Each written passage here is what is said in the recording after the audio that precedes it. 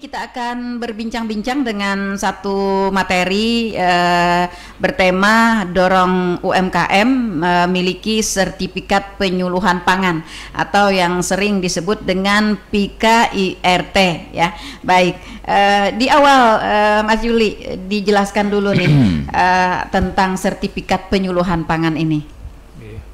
Bismillahirrahmanirrahim. Assalamualaikum warahmatullahi wabarakatuh. Waalaikumsalam warahmatullahi wabarakatuh. Alhamdulillah kami diundang di sini dalam rangka kita menyampaikan pentingnya bagi industri rumah tangga pangan itu memiliki sertifikat penyuluhan kesehatan pangan. Nah, jadi dasarnya ini adalah peraturan dari Badan POM ya, nomor 22 tahun 2018 itu tentang pedoman pemberian sertifikat produksi pangan industri rumah tangga. Ya, jadi itu yang sementara ini kami sampaikan dulu.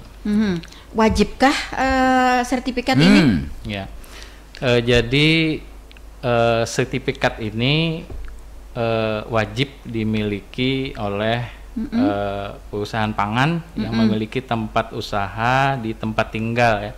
Jadi yang industri rumahan lah. Industri rumahan. Wajib ini kita dimiliki wajib. Kategorinya apa aja nih yang industri rumahan nih, seperti apa? Jadi kategorinya itu pembuatannya produksinya itu di rumahan. Dapur ya di dapur rumah tangga. Kemudian peralatannya itu bisa manual hingga semi otomatis ya. Nah, ini bukan mesin ya. Bukan mesin. Iya, ya, bukan mesin. Semi otomatis. Nah, ini itu yang kriterianya dulu. Kemudian juga warung-warung sebetulnya betul juga. Nah, kita kan banyak warung-warung, rumah makan, kuliner ya. Ya, kuliner. Nah, ini apa? SS banyak juga. Kemudian apa itu? KPKP gitu ya. KPKP, keringan. Nah, itu gorengan-gorengan itu sebetulnya wajib memiliki sertifikat penyuluhan keamanan pangan. Lalu proses untuk mendapatkan sertifikat ini seperti apa? Jadi prosesnya ini ada beberapa tahap, 12 persyaratan sebetulnya, 12 persyaratan yang harus dimiliki. Apa aja itu? Yang pertama ini pelaku usaha UMKM itu harus datang ya mendaftarkan diri ke Dinas Kesehatan di bidang kesehatan masyarakat. Bisa juga ke puskesmas terdekat. Bisa di sana menemui petugas sanitasi kami yang ada di puskesmas. Nanti minta mendaftar dulu. Nah, mendaftar untuk mengikuti penyuluhan itu. Penyuluhan. Adakah belangko pendaftaran atau apa? Formulir gitu. Formulir. Nah, kalau tahap pertama ini adalah karena menunjuk nomor HP aja namanya, nomor HP. Nah, ini nanti kami masukkan ke grup WhatsApp. Kita membentuk grup WhatsApp. Nah, nanti setelah kuotanya cukup terpenuhi yaitu 40 orang. Nah, 40 orang itu satu angkatan atau satu tahun? Satu angkatan. Satu tahun berapa kali biasanya? Tidak menentu ya? Atau?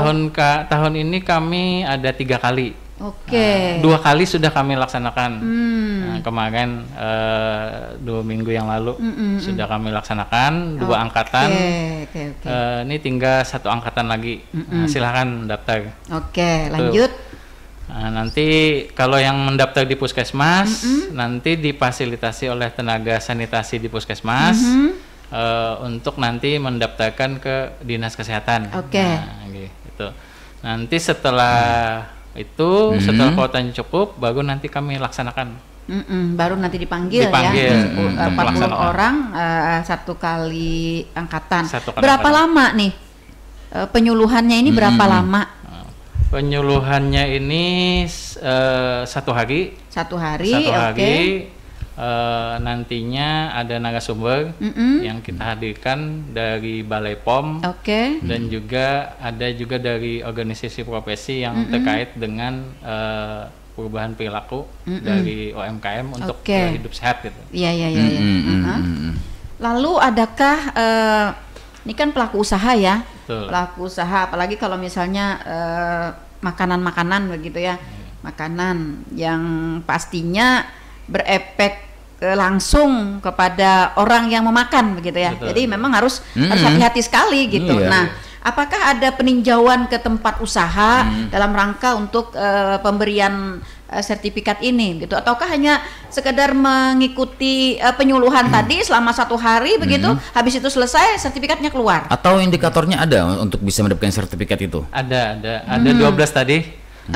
Jadi untuk di Dinas Kesehatan sendiri, di kesehatan, yang pertama tadi mengikuti penyuluhan kesehatan pangan, dan itu pun nanti ada pretest dan posttestnya. Nah, jadi minimal nilainya 60. Nah, kalau nilainya di bawah 60 berarti tidak bisa kami berikan sertifikat. Jadi harus ikut lagi. Nah, tapi insya Allah rata-rata memang lulus karena setelah pretest dan posttest nilainya bagus-bagus karena pengetahuannya bertambah. Kemudian setelah itu, nanti setelah mendapatkan sertifikat, petugas dari Dinas Kesehatan ataupun dari Puskesmas nanti mendatangi tempat usahanya. Diperiksa, dilihati, ditinjau ya. Ditinjau. Nah, ini tempatnya di mana? Oh, ternyata di dapur. Nanti diperiksa sanitasinya, baik untuk air bersihnya, kemudian untuk sarana pembuangan air limbahnya, sampahnya, kemudian lingkungannya diperiksa. Betul-betul, misalnya kada bagus, nanti kami rekomendasikan untuk diubah supaya bagus, supaya memenuhi syarat kesehatan. Bahan-bahannya juga ya, Bun. Betul, betul. Nah, kemudian nanti setelah itu ada rekomendasi dari Puskesmas maupun Dinas.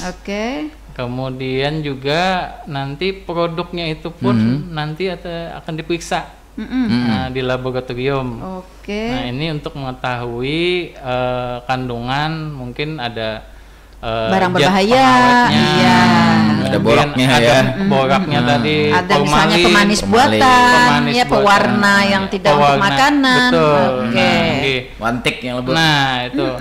Jadi itu juga salah satu dari 12 syarat itu yang harus di laboratorium ya. Laboratorium. Nah, itu dari kesehatan. Nah, nanti setelah selesai di kesehatan, baru nanti ke PTSP. Izin usaha ya. Nah, di PTSP ini ada lagi syarat-syarat yang harus mereka penuhi. Nah, salah satunya ada NPWP ya. Ini nanti di sana menyelesaikannya. Nah, untuk sertifikatnya sendiri nanti dikeluarkan oleh PTSP. Tidak langsung di Dinas Kesehatan. Di Dinas Kesehatan mengeluarkan sertifikat penyuluhan keamanan pangan.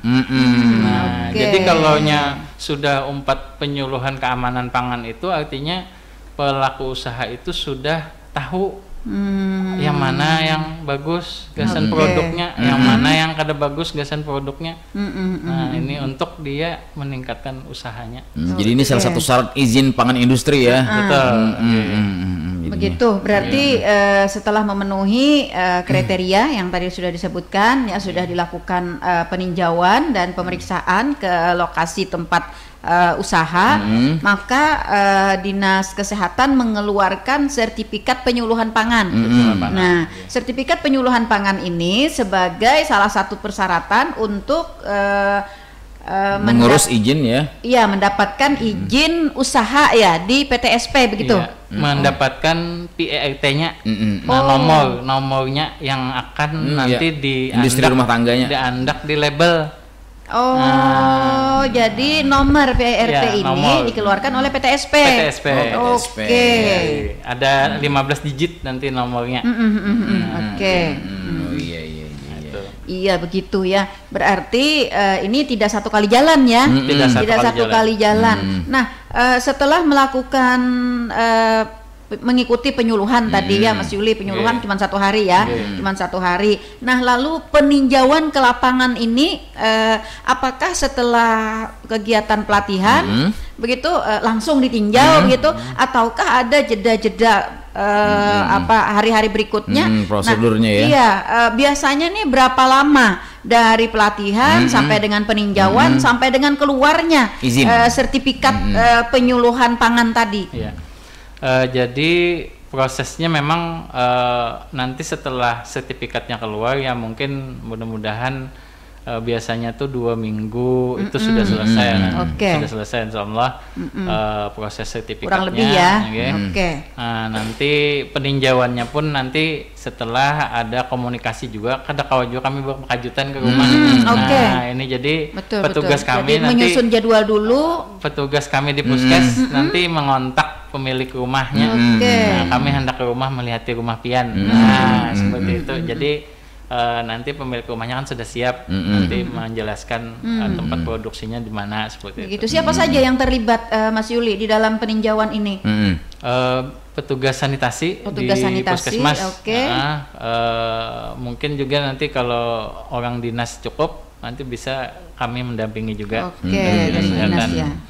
Tidak ada SKPD terkait maksudnya misalnya dari lingkungan hidup atau dari terkait limbah mungkin Diskopdak misalnya, atau dari Disnakrin, nggak ada ya? Nggak ada. Nggak ada. Kita punya form khusus mungkin untuk sanitasinya. Iya, baik. Berarti ini kan kalau melihat artinya cukup praktis ya, cukup praktis. Jadi kalau diperkirakan tadi 2 minggu, kurang lebih ya. 2 minggu kurang lebih dari pelatihan keluar sertifikatnya. Sebelum keluar sertifikat kan peninjauan dulu ya. Nah, artinya waktu 2 minggu ini akan tercapai begitu ya? Insya Allah bantuan teman-teman mudah-mudahan kita secepatnya karena memang ada 40 tadi. Iya, ada 40 ini orang, berarti 40 usaha tersebar ya di seluruh kecamatan di Kabupaten Tanah Laut. Misalnya numpuk di pelihari masih mending ya, agak mudah ya. Petugas sanitasinya. Iya, jadi begiliran begiliran. Iya. Artinya bukan jarak jauh dekatnya begitu ya, bukan, tapi karena petugasnya yang terbatas, semakin banyak di satu wilayah, berarti akan semakin lama ya, karena petugasnya terbatas begitu. Oke. Baik, Mas Yuli, ini pelatihan ya bagi kelompok usaha ya, usaha pemula nih ya, usaha pemula yang masih belum menggunakan mesin, artinya belum industri belum industri ya. Nah, mengenai pembiayaan nih Mas Yuli, ini bagaimana untuk pelatihannya? Apakah free? Apakah gratis? Ada administrasinya? Nah, kemudian peninjauan ke lapangan, kemudian penerbitan ya sertifikat penyuluhan itu, apakah nanti ditebus atau bagaimana? Alhamdulillah gratis. Seluruhnya? Gratis seluruhnya ya. Nah, kecuali yang pemeriksaan lab. Jadi mulai proses pendaftaran sampai pelatihannya, pemeriksaannya, ke dapurnya itu gratis. Kecuali laboratorium. Nah, laboratoriumnya bayar. Kenapa tuh Pak? Bayar. Ada perbubnya. Betul. Apalagi kita kan ada BLUD ya. Laboratorium kita BLUD, jadi ada tarifnya. Betul. Sesuai juga enggak ada tambahan sesuai dengan apa yang tertera ya di dalam ada larang biasanya rata-rata 50.000. Terjangkau kurang lebih Nah, itu 50.000 aja ya. Dalam pemeriksaan laboratorium ini sampel makanan kan diambil ya. Sampel makanan diambil. Berapa lama nih pemeriksaan di lab ini? Kalau laboratorium biasanya nggak lama. Nggak lama, bisa ditunggu berarti? Enggak, ada waktu juga. Ada waktu juga. Oke. Paling kalaunya ini 2-3 hari sudah selesai. Kurang lebih 3 hari ya. 3 hari lah. Oke. kurang lebih 3 hari. Iya, kita menghitung nih kepastian waktunya. Betul. Ya, kepastian waktu. Karena kan pelayanan pemerintah itu ya harus pasti sasaran, harus pasti waktunya, harus pasti biayanya, begitu ya. Nah, makanya itu tadi dalam kurun waktu yang tadi kurang lebih 2 minggu terbit sertifikat, kita menghitung dari runut tahapannya begitu ya. Nah, ini di luar PTSP ya? Di luar PTSP. Oke, di luar PTSP. Oke. Lalu untuk mereka yang mendaftar ya, mereka yang mendaftar mengikuti pelatihan, ini kan kadang-kadang nih ada yang jauh gitu ya dari Kintab, dari Jorong ya. Kintab pun bukan Kintab kotanya gitu ya, Kintab mana gitu ya. Rimadungan. Iya. Nah, artinya mereka ke Plehari ini kan memerlukan biaya, tenaga, transportasi dan lain-lain ya, makan minum. Nah, apakah juga bagi para peserta juga menanggung biaya sendiri atau ada semacam uang harian, uang saku gitu ya? Iya, bagaimana ini? Mengikuti penyuluhan ya? Iya. Tadi kita sudah jelaskan mengenai pendaftarannya, kan kita ya 1 kali kontak, mengasihkan nomor HP, nanti dihubungi. Nah, itu yang pertama kita sederhanakan. Kemudian yang kedua mengenai pelatihannya, insya Allah dapat aja snack sama makan. Iya. Ada belaparan ya. Ada belaparan. Dapat aja. Yang penting mengeluangkan waktu gitu. Dan ini juga untuk usahanya dia juga. Untuk usahanya juga. Nah, jadi sebetulnya tempat-tempat khususnya kayak kita kan banyak tempat wisata. Nah, itu di tempatnya dia usaha itu bagusnya memang ada bandak bepiguga. Sudah mengikuti penyuluhan keamanan pangan. Artinya setiap konsumen yang datang rasa yakin begitu ya. Percaya ini sudah bersih, berarti ini sudah standar. Nah, ini seharusnya memang seperti itu di tempat-tempat kita. Di mana saja, di warung-warung atau rumah makan atau tempat-tempat apalagi kita wisata ini, orang luar kan yang tahu aturan dia lihat oh ini sudah pemerintah daerah dan itu memang sangat-sangat menguntungkan ya, sangat pada pelaku usaha. Di samping logsnya orang lihat di awal dulu ya kan, biar logsnya ada tapi sertifikatnya nggak ada, jadi agak ragu-ragu juga. Bahan-bahannya apa yang dibikin? Jangan-jangan minimal dia tahu apa yang dibolehkan dan tidak dibolehkan. Apa yang dibolehkan, penggunaan bahan ya, kemudian lingkungan dan lain sebagainya.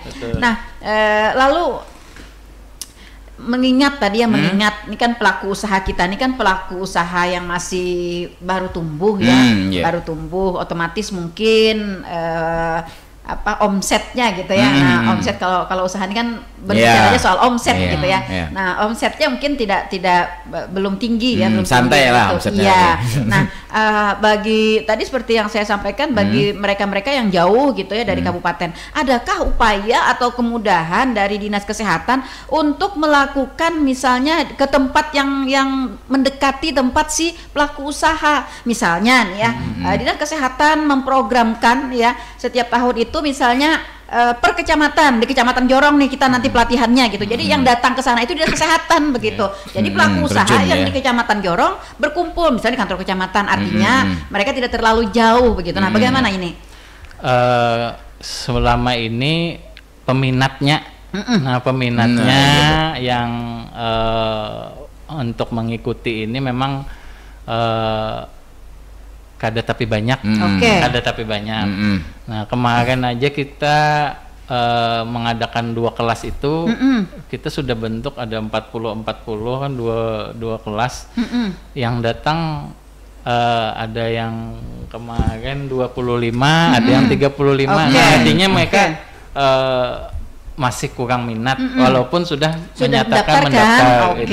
Baik. Nah, kemudian itu kan yang kedua, kalau memang peminatnya banyak, bisa aja kita kayak itu.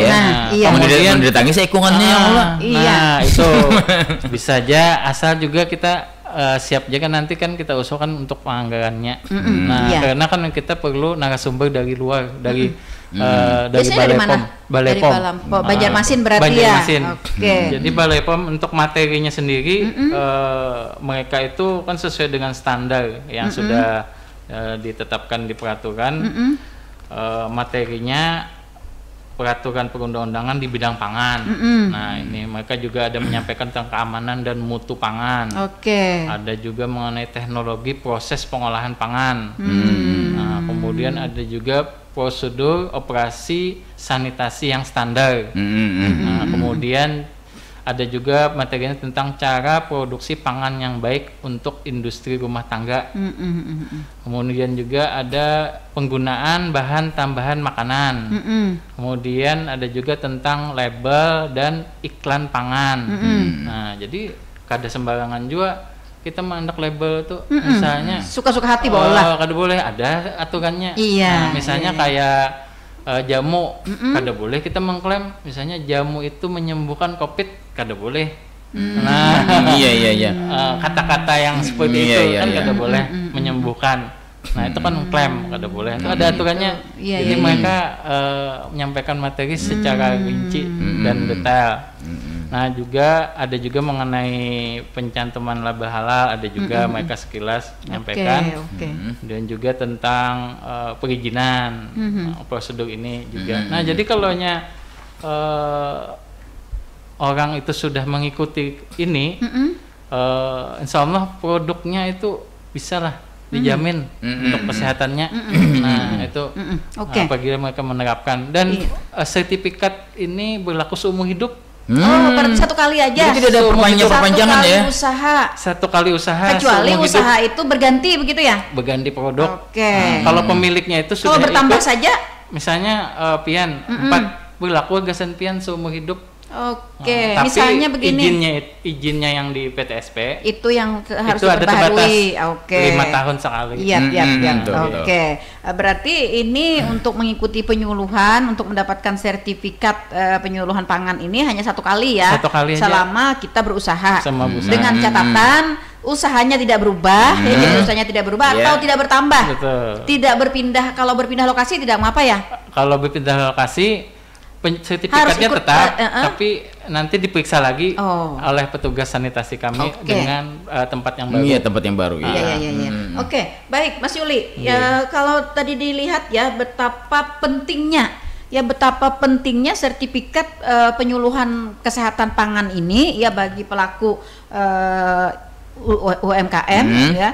Apakah itu produksi rumah, para warung, kuliner dan lain sebagainya. Ini penting sekali karena tadi seperti saya sampaikan ini menyangkut langsung kepada yang memakan ya Indonesia itu. Nah, sedangkan di sisi lain tadi Mas Yuli sampaikan bahwa peminat dari pelatihan ini masih sangat-sangat sedikit ya.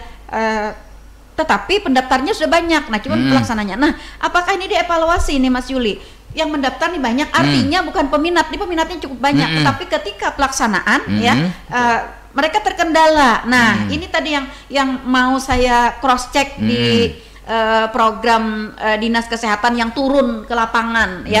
Barangkali ketika mereka mendaftar ya, keinginan sudah ada gitu, pas hari pelaksanaannya mereka tidak mampu itu mungkin terhalang karena tidak ada transportasi ya. Nah, itu yang menjadi cross check saya tadi. Nah, dan kalau kita lihat di Kabupaten Tanah Laut ini karena kita memang potensi wisata kita cukup banyak ya, berarti ya cukup banyak juga nih sasaran-sasaran yang harus yang harus kita berikan sertifikat ini ya. Nah, dalam hal ini apakah ada nih Dinas Kesehatan bekerja sama misalnya dengan kecamatan setempat atau pada desa untuk mendaftar pelaku-pelaku usaha yang wajib memiliki sertifikat ini?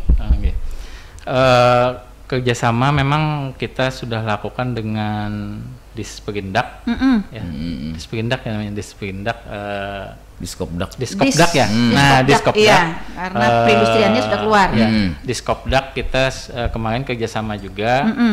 Mereka memberikan informasi, memberikan data ada kemarin 40 orang yang mau ikut. Nah, dan sudah kita fasilitasi, kita masukkan ke grup. Kemudian kita juga ada kerjasama juga dengan ketahanan pangan. Nah, kemarin kita juga pernah menyampaikan juga materi ini. Dan pelaku-pelaku usaha yang sudah mereka datangkan juga sudah kita informasikan.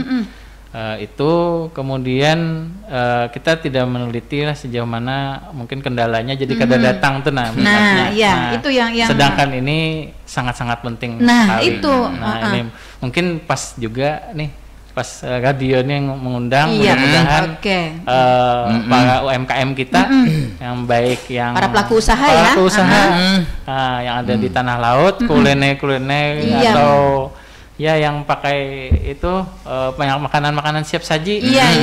Siput-siput misalnya silakan meluangkan waktunya ya. Meluangkan waktu sehari aja. Karena ini penting ya. Ini penting ya buat untuk usahanya juga. Iya, buat para pendengar setia Radio Tuntung Panah FM ya, bagi pelaku-pelaku usaha tidak terbatas hanya kepada pelaku usaha kuliner ya.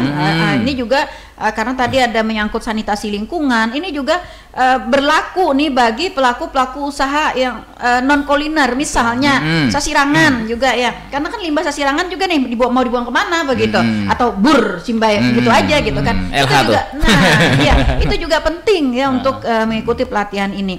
Dan begitu pentingnya pelatihan ini, maka diharapkan kepada seluruh pelaku-pelaku usaha itu mengikuti kegiatan ini. Nah, cross check-nya tadi ya Mas Yuli berharap mungkin di tahun depan di kedepannya dari Dinas Kesehatan bisa menganggarkan misalnya 1 tahun itu kita ada 3 kali angkatan ya, ada 3 kali angkatan misalnya. Nah, 1 angkatan di Kecamatan Kintab, 1 angkatan di Kecamatan Jorong, 1 angkatan di Kecamatan Batu Ampar misalnya, ya, dengan sasaran 40 tadi, bekerja sama dengan Dinas Kopdak, kemudian juga kepala wilayah setempat untuk mendata agar ya di Kecamatan Jorong ini nanti seluruhnya atau paling tidak sebagian besar ya sudah para pelaku usaha ini sudah mendapatkan sertifikat ini. Begitu ya, disesuaikanlah dengan wilayah-wilayah yang, apalagi kalau wilayah-wilayah yang banyak kedatangan tamu ya, yang ada objek-objek wisatanya begitu ya. Nah, ada itu makanan-makanan buat dibawa ke daerah mereka. Iya, apa sih namanya, kayak oleh-oleh gitu ya. Nah, kayak oleh-oleh gitu, kayak misalnya kue-kue kering ya. Amplang. Nah, betul sekali, kerupuk gitu ya. Terasi masuk enggak? Terasi masuk. Iya, terasi. Nah, kita kan kita kan jadi yang sifatnya makanan ya, kita makanan yang dimakan. Itu yang wajib yang ikut. Makanan yang wajib itu. Nah, lalu kita ke ke sanksi ya, konsekuensi. Konsekuensinya kalau tidak. Kalau pada pelaku usaha tersebut ya, koler dong 4 kada apa-apa juga, kada ada apa-apanya juga. Nah, biasanya kan masyarakat kita ini begitu. Sehari unda nih meninggalkan usaha anda nih berapa? Bahasa Banjar Bandar nanti judulnya. Iya. Nah, lalu apa upaya dari Dinas Kesehatan dan juga apa sanksinya nih Mas Yuli? Jadi keuntungannya dulu lah yang kita kalau pian ikut untuk kegiatan penyuluhan keamanan pangan ini. Yang pertama produk, nah itu nanti orang melihat kalau sudah ada PERT-nya, nah ini berarti sudah artinya berkualitas, standar. Nah jadi orang membelinya ini rasa aman lah, aman. Yang pertama keuntungannya. Yang kedua produk yang sudah ada PERT-nya ini bisa masuk ke market yang lebih luas.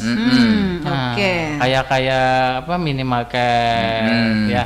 Mereka kalau produk kita masuk ke mereka kan harus ada PERT-nya. Ada salah satunya. Kemarin kita ada lihat di Banjarmasin kan ada supermarket yang ada khusus pojok UMKM-nya. Nah, di situ ada produk-produk lokal yang mereka taruh di situ, dan itu ada PERT-nya. Kita juga karena syarat masuknya harus ada PERT itu. Keuntungannya. Nah, yang kedua yang jelas keuntungannya usaha pian makin maju. Yang biasanya Kadang melebarkan sayap ya. Melebarkan sayap. Bisa pian publikasikan ke medsos ya, marketplace. Nah, yang dulunya misalnya pemasarannya hanya kiri kanan muka belakang gitu. Seminggu misalnya ya 2-3 kali orang mesen wadahnya. Nah, ini bisa dengan meluasnya pemasaran, dengan ada PRT-nya ya akan mungkin lebih banyak lagi ya. Oke, pesanan-pesanan. Nah, itu keuntungannya. Kemudian kalaunya kada bisi. Nah, kalaunya kada bisi yang pertama ini dari Balai POM kan sering melaksanakan razia lah istilahnya. Mereka memeriksa produk-produk UMKM yang tidak punya PRT. Tidak aman berarti ya. Tidak aman. Dan ini kalau kena razia berarti akan ditarik dari pasaran ya. Yang pertama itu harus ditarik kalau kada beizin karena kan sifatnya wajib gitu. Dan biasanya mereka tembusannya ke tempat kami Dinas Kesehatan, produk-produk yang tidak ada PRT-nya atau PRT-nya lebih dari 5 tahun sudah mati sudah. Nah, ini ada juga yang tidak sesuai dengan produk yang dicantumkan. Ada yang klaim-klaim itu. Nah, ini juga itu kerugiannya juga. Jadi kalau ditarik perusahaan otomatis ngapain produksi ya kalau perusahaan itu tarik ya. Ini sih ingin luas sedikit rekan siapa namanya? Jadi kan ada nih produk ya. Apakah cukup dengan sertifikat itu aja? Karena biasanya kan ada di logo makanan produk itu ada logo BPOM juga ada atau nomor yang 15 digit tadi aja. Jadi ataupun apakah ada beda-bedanya produk-produk ini yang harus label BPOM dan produk ini yang cukup dengan sertifikat aja. Karena ada biasanya di label makanan itu ada yang ada lambang BPOM, ada yang cuma sertifikat aja. Jadi bagaimana nih? Penggunaan label ini kan ada ketentuannya juga, mereka sudah sampaikan juga mengenai produk yang akan dipasarkan, pemiliknya itu wajib ikut penyuluhan keamanan pangan. Nah, yang kami selenggarakan. Nah, mengenai izinnya, kalaunya lebih dari produk itu lama, misalnya kayak sirup, kecap. Nah, ini izinnya ke Balai POM. Balai POM. Nah, produk-produk yang lawas lah, kada siap saji. Nah, kada yang bisa bertahan lama begitu ya. Kalau di peraturannya itu lebih dari 7 hari. Kita kan ada kecap kululut ada kan kita. Itu ada madu yang bisa itu ke Balai POM. Balai POM ya. Kalau kami untuk pelatihan pemiliknya. Nah, nanti yang selanjutnya ke Balai POM. Karena salah satu syarat mereka kan wajib memiliki sertifikat penyuluhan ini. Dasarnya itu ya. Dasarnya itu. Dasar untuk membuat PRT tadi, kemudian juga dasar untuk mendapatkan sertifikat BPOM ya, harus ada sertifikat penyuluhan keamanan pangan tadi. Dan ada produk-produknya juga ya. Ada jangka waktunya ada jangka waktu lamanya produk ya. Itu. Kalau misalnya nih Mas Yuli, bagi pelaku usaha wadai basah. Nah, wadai basah. Ini banyak nih juga ibu-ibu acil-acil ya. Bahkan ke nini-nini julak-julak gitu. Nah, nih keluarga Sidin di Perintis tuh banyak ya. Nah, apakah ini juga perlu nih mendapatkan sertifikat penyuluhan keamanan pangan ini? Wajib. Nah, jawabannya wajib juga. Wajib acil untuk acil peranggi, acil kekumbu. Iya nih, hafal dia. Ini ayam-ayam geprek. Nah, itu wajib. Artinya kalau pian-pian yang produk-produk tradisional itu ikut, nah artinya sudah tahu yang mana yang boleh dan tidak. Nah, dan berarti pangan pian, produk pian itu nanti sudah terjamin lah aman. Paling tidak ya pembeli ada sembarangan lagi malah. Paling tidak kan untuk dikonsumsi keluarga kita sendiri begitu ya aman gitu, karena pasti pertama kali yang merasa itu kan keluarga. Berkah kan coba kayak jet pewarna misalnya, kalau kayak wadai papare misalnya jet pewarnanya kan bisa dari pandan ya. Ada yang Sumba ya kalau. Jangan wantek. Meskipun pindah hijau banget ya kalau. Ekoprint.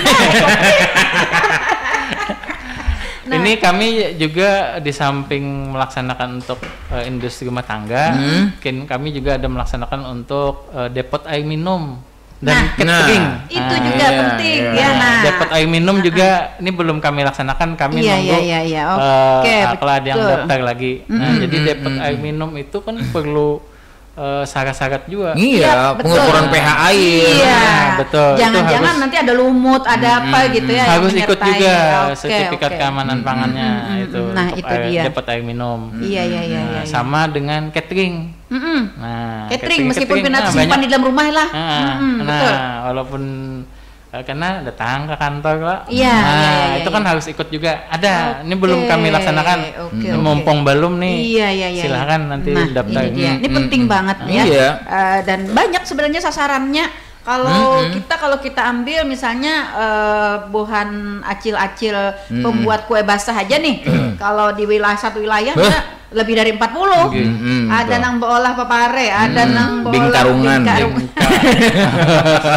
bingkaan. Nah ya apam peranggi, habis itu apam batil, apam serapi.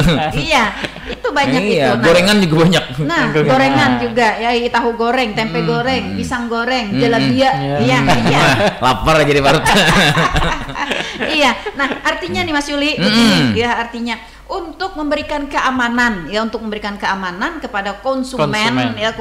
Nah, ini harus ada upaya jemput bola dari Dinas Kesehatan. Saya khawatir nih ya, karena tadi lihat ini pentingnya sertifikat keamanan pangan ini, dan banyaknya mereka yang harus mendapatkan penyuluhan ini ya, sedangkan di sisi lain ketika melakukan pelatihan itu orangnya tidak banyak gitu ya. Nah, artinya nih masih banyak banget lagi nih masyarakat kita yang belum mengikuti pelatihan. Padahal keuntungannya luar biasa ya. Salah satunya itu melebarkan sayap tadi ke pasar-pasar modern bisa, karena pasar modern harus punya sertifikat itu untuk mendagangkannya. Kemudian juga untuk keamanan kita. Ketika misalnya kita salah memasukkan bahan-bahan yang memang bukan bahan kesehatan ya, tiba-tiba nanti pas orang undanya aja nukar dari komplain ya. Nah, ya kan. Nah, artinya itu kan tidak aman aman bagi pembeli gitu kan. Akhirnya akan menurunkan omset ya dari si pelaku usaha itu. Nah, jadi ini penting sekali. Nah, malah kada beizin pulang jar, kada sertifikat pulang sidin tuh jar. Iya, ternyata memang kada sertifikat. Iya.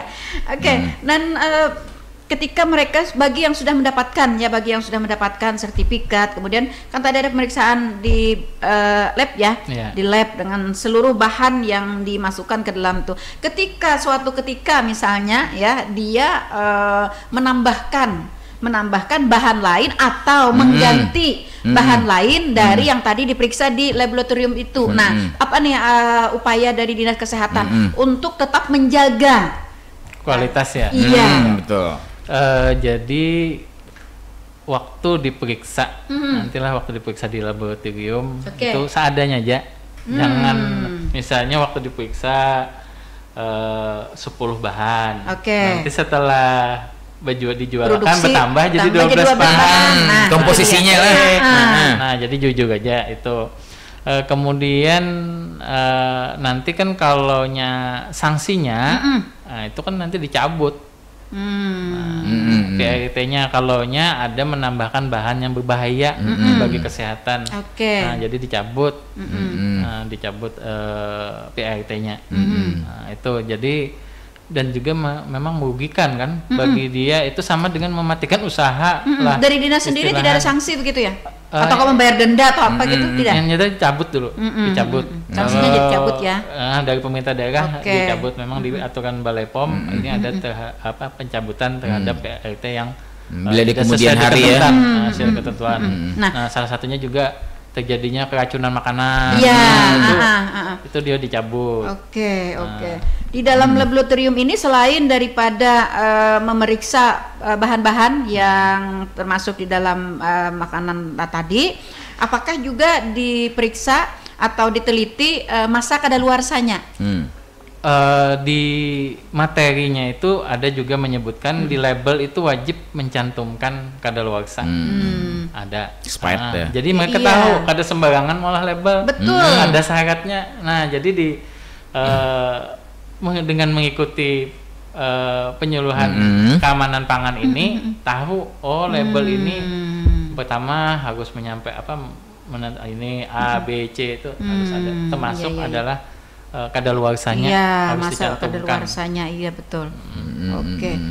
Karena begini, kadang-kadang kan industri-industri atau kelompok rumahan kita ya, karena mereka tidak memiliki tidak mengikuti pelatihan ini. Iya, sehingga di label tidak jelas, labelnya cuma nama doang. Misalnya produksi Paman Iwan gitu ya. Nah, iya. Tidak ada di situnya bahan yang digunakan, kemudian masa kadaluarsanya. Iya. Iya, karena itu penting ya. Apalagi makanan itu mungkin yang tidak bisa bertahan lama. Jadi harus dicantumkan expirednya. Baik, Mas Yuli, untuk ini masih banyak sebenarnya waktunya. Iya, banyak terus. Iya. Banyak sih. Iya. Untuk memberikan efek jerak, kemudian untuk memberikan efek hati-hati ya kepada para pelaku usaha kita. Ketika izin itu dicabut ya, apakah dicabut begitu aja gitu kan? Dia nanti diam-diam produksi lagi gitu, ya kan? Meskipun tidak pakai izin, ya bisa aja gitu kan produksinya. Nah, apakah setelah dicabut ini ada tindak lanjut dari Dinas Kesehatan? Misalnya nama usaha atau tempat usahanya diumumkan di media sosial bahwa ini sudah melanggar. Iya, dan cabut sehingga diperingatkan kepada masyarakat untuk berhati-hati ya membeli produk dari kelompok ini. Seperti itu. Efek jerah tadi kata Ibu. Bener Bang lah, sadis bener Bang. Bener. Jadi ini untuk keamanan konsumen.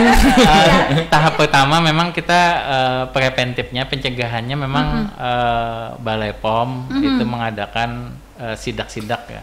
Ngambil sampel. Nanti mereka periksa. Ada secara berkala ya. Secara berkala mereka lakukan. Nah itu hasilnya kalau tidak sesuai ketentuan. Mereka nanti menembuskan ke Dinas Kesehatan dan kita di Dinas Kesehatan nanti akan melakukan pembinaan ke tempat produksinya, usahanya sesuai dengan rekomendasi dari Balai POM gitu. Dan Balai POM juga bukan hanya mengambil produknya, mereka ke tempat produksinya juga. Nah, ke tempat produksinya apakah sesuai ketentuan atau tidak. Nah, dan mereka juga mengeluarkan rekomendasi. Nah, pernah juga kami terima dari industri besar yang ada di daerah Bati-Bati. Nah, ini juga mendapatkan teguran dari Balai POM. Nah, dan kami juga ke sana melakukan pembinaan. Nah, ini jadi tidak langsung serta-merta cabut. Nah, dibina dulu dibina gitu dulu. ya. Tapi jangan ini jangan dibuati lagi. Ini misalnya seperti aku anak awit aja. Melawas kan lambat payu. Itu dia. Kayak bikin kerupuk misalnya ya. Kalau dulu kan ada pengalaman saya dulu kelompok industri perempuan kita yang bikin kerupuk itu menggunakan uyah bleng ya, garam bleng. Nah, garam bleng ternyata setelah diteliti garam bleng itu mengandung ya unsur borak sehingga berbahaya bagi kesehatan jika dikonsumsi dalam jangka waktu panjang. Nah, ada alternatif lain begitu ya, ada alternatif lain untuk mengganti itunya. Alasannya begini, kalau kada pakai uyah belang tuh kada mau renyah. Nah, layak kena kerupuknya jar. Nah, kada payu pulang. Nah, lalu upaya kita untuk menggantikan ini Mas Yuli di dalam prosedur pembinaan dari Dinas Kesehatan sendiri, adakah seperti itu? Yang jelas pertama kalau mengikuti pertemuan ini pasti tidak akan menggunakan uyah bleng lagi gitu. Nah, yang pertama itu. Yang kedua, pemantauan kita memang ke lapangan juga, kita terus melakukan pembinaan tentang produk-produknya, tentang bahan-bahannya. Nah, kadang manis buatan juga ya, ada yang 1000 manis, 1000 manis, 100 manis. Warna buatan, apalagi warna-warna yang pina cerah itu kan. Itu memang bagus ya, memang bagus. Pina menyala, menarik hati, menarik konsumen. Tapi ternyata berbahaya. Ternyata menggunakan pewarna dari bahan baju, pakaian misalnya ya tekstil, ya, gitu ya. Atau misalnya juga menggunakan bahan-bahan dari alam misalnya kayak daun-daunan, tapi daun-daunannya daun yang berbahaya juga begitu, yang tidak boleh dikonsumsi gitu ya. Mengandung racun ya. Iya, misalnya daun apa nih yang Benar sampai. pahit dong, sobat ya. Ya, dan sekarang juga konsumen juga cerdas sekarang. Betul. Ya. Iya. Jadi bagi pilihan. Iya, bagi Anda juga pelaku usaha juga jangan main-main ya. Karena sekarang konsumen juga cerdas sekarang. Belinya jaga kadang menukar. Iya, nah itu yang sedangkan kita kan usaha mereka untuk membeli produk kita. Iya. Jadi bagaimana bagaimana produsen kita gitu ya, meningkatkan kualitas ya di yang paling penting di awal adalah mengikuti pelatihan penyuluhan keamanan pangan ya. Jadi ingat nih ya, bagi para pelaku usaha ya, para pendengar setia Radio Tuntung Panang FM, ini penting sekali ya pada saudara-saudara, baik itu para pelaku UMKM ya. Makanan ya, makanan siap saji, minuman, kemudian depot air minum, kemudian KP-KP ya, catering ya, kemudian juga yang membuat apa tadi untuk oleh-oleh tadi apa sih? Iya, makanan-makanan untuk oleh-oleh gitu ya. Nah, ini penting sekali untuk mengikuti pelatihan ini ya. Nah, ini ada solusi dari Dinas Kesehatan ya, jika Anda berminat, ada waktu untuk, jangan menunggu minat ya. Daftar aja dulu. Iya, daftar wajib, ini wajib. Jangan koler lagi ya, jangan diulur-ulur. Iya, jangan diulur-ulur. Jadi daftarkan ke bagi Anda yang dekat dengan Dinas Kesehatan, bisa langsung ke Dinas Kesehatan. Kalau yang jauh bisa ke puskesmas tempat ya, menemui bagian sanitasi ya tadi. Oke, jadi mendaftar di situ ya. Nah, nanti akan dilaksanakan penyuluhan ya, pelatihan selama 1 hari. Oleh Dinas Kesehatan dengan narasumber ya dari dinas instansi terkait ya, salah satunya tadi dari Balai BPOM ya, dari Balai POM.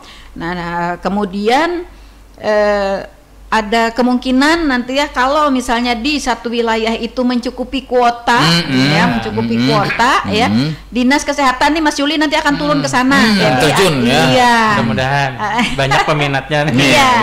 Iya, banyak peminatnya. Ini penting juga ya, penting sekali. Jadi harus kesadaran itu harus dari pelaku usaha. Iya, harus dari pelaku usaha ya, untuk amannya makanan ini. Karena nanti ketika terjadi sesuatu, Anda tidak memiliki sertifikat penyuluhan keamanan pangan ini, maka sanksinya akan sangat berat sekali. Nah, apa nih Mas Yuli sanksinya? Yang jelas sesuai peraturan perundang-undangan yang berlaku ya, misalnya nih ada yang keracunan makanan dari dicabut. Itu. Iya. Nah, yang kalau dicabut itu kan kada boleh lagi produksi, mematikan usaha. Iya. Di samping dicabut, tenang aja, dicabut udah bawalah pulang ke usaha lain. Atas nama Iwan. Bisa sampai pidana kan? Pidananya denda 2 miliar. Itu ya, karena bukan hanya berkonsekuensi terhadap pencabutan izin usaha tapi juga berkonsekuensi terhadap hukum ya. Nah, apalagi bisa mengakibatkan misalnya orang itu sakit ya. Keracunan makanan. Iya, itu dia ya. Karena dengan produknya aman, jualan juga berkah jadi. Betul. Akhirnya itu ya, kita juga menjualnya dengan nyaman gitu ya, bisa menembus ke pasaran yang lebih luas ya. Kemudian juga ya yang terakhirnya ya berkah itu ya. Berkah itu sudah kita mengelola usaha kita dengan sebaik-baiknya. Karena bagaimanapun juga kan dari usaha kita hidup begitu ya. Dari usaha kita hidup, kalau nanti sumber usaha kita ini mengandung unsur-unsur yang menyalahi aturan gitu ya, akhirnya juga berkah. Mematikan jadinya. Iya. Sekali lagi ya, bagi para pendengar setia Radio Tuntung Panang FM, khususnya bagi lembaga atau orang-orang yang terkait ya dengan kepentingan penyuluhan keamanan pangan ini ya, segera mendaftarkan diri ya, segera menghimpun kekuatan begitu. Lebih proaktif ya dalam mengajukan pembuatan ini. Betul sekali, karena ini adalah sangat penting ya untuk para pelaku usaha. dan juga dalam rangka untuk mengembangkan ya usaha tersebut. Iya. Oke, baik, sepertinya iya. Betul sekali. Kita sudah berada di penghujung waktu ya, padahal asik banget nih lagi ya, masih banyak nih, nanti kita akan bahas di lain waktu dan kesempatan ya secara lebih rinci lagi ya Mas Yuli. Karena makanan ini nggak ada habisnya ya. Iya, nggak ada habisnya dan sasarannya banyak ya Mas Iwan, banyak sekali gitu ya, acil-acil ini ya, kemudian ya ibu-ibu dan sebagainya.